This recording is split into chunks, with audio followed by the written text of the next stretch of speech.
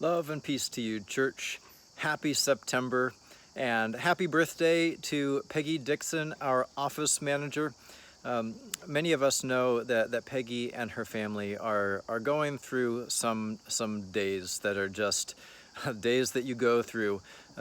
Peggy's husband, Rich, has been sick for quite a number of months, awaiting a liver transplant, and he's been in the hospital for some time, and so we just want to keep on sharing our love and support and friendship with Peggy. So Peggy, a very happy birthday to you. We appreciate all that you do, and more than that, we just appreciate you. We are a church that is gathering around a vision, loving God, sharing relationships, serving others from the heart of Christ. And we keep on adding layers to this, what it means for us to live it today. So this, in 2 Sundays, not this week, but next week, we will resume Sunday school for children from preschool through 5th grade. Kids will gather during the worship hour as they have before, and will wear masks, and teachers will wear masks. We do continue to strongly recommend that everyone, regardless of vaccination status, do wear masks when indoors, especially gathered in groups. This is really because our kids can't get vaccinated. We do know that breakthroughs happen, and we want to protect especially the most vulnerable people in our community. Our community is the place where we really try to express our vision, and I'm excited to share an opportunity that's developing. We'll say a little bit more about this. Mayfield Methodist has invited us to join them in a book study of this book by author Reggie McNeil. It's called, you can see there, Get Off Your Donkey. It's a reflection on the parable of the Good Samaritan, and how the thrust of it, according to Reggie, is that we just need to get off of our donkey and get down and help people where they are hurting.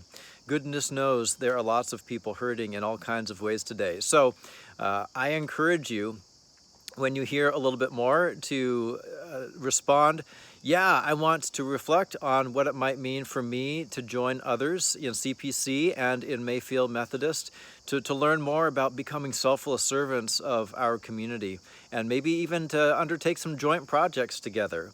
Who knows? But the Spirit of God, I believe, is at work in leading us into this book study. It's going to start the first Thursday in October. We'll meet weekly for about 6 weeks, and we'll also bring some of the ideas from the book into worship.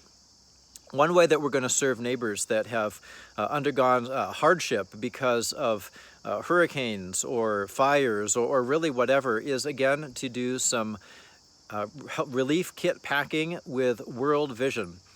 On September 26th, after worship, we're going to head out to the pavilion where we'll have some lunch together, and we'll put some kits together. The kits cost $12 a piece for us to pack and send on their way.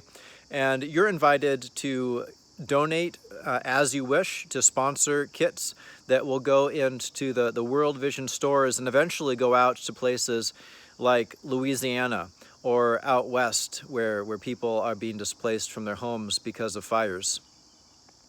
I'm really excited that this Sunday we begin to share ministry and life with Amy McGroarty, our new organist. Amy will be leading worship this Sunday, and we'll look forward to the return of the choir on September 19th. Our plan for worship is to continue worshiping outdoors this week, the 5th, and next week, the 12th, and then to move indoors on the 19th when the choir comes back into worship. In addition to today being Peggy's birthday, also today, in 1973, the world lost one of the great imaginative figures in Christian history, J.R.R. Tolkien, who, of course, we know is famous for the Lord of the Rings books, and his characters would say things like, "Not all who wander are lost," which is what Frodo Baggins said, and would also hear advice such as what Galadriel, the elf queen, told the company bearing the ring, who were on their way to a really perilous and unknown path, even the smallest person can change the course of the future. We should not discount what God can do in and through each of us and all of us together, because we are people in whom dwell the Holy Spirit that raised Jesus from the dead. So God grant that we might rise this fall to be open to God in fresh ways, to serve our neighbors, to grow in relationship with God, and to learn more and more what it is that the heart of Christ is alive in us. Peace to you, church.